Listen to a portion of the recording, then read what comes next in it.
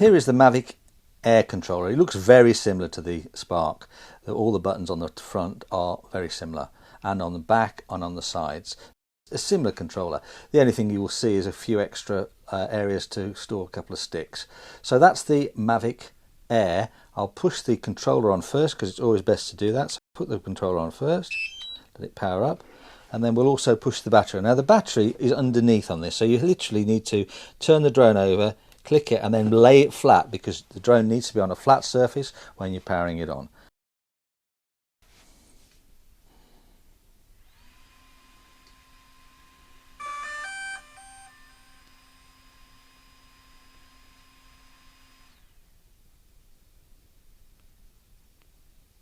The drone's going through its setup, and again we've got the green light, as you can see here.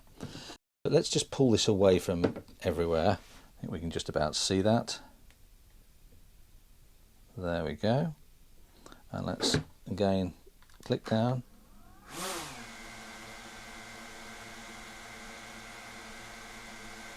And then let's kill the motors. And that's the Mavic Air controller.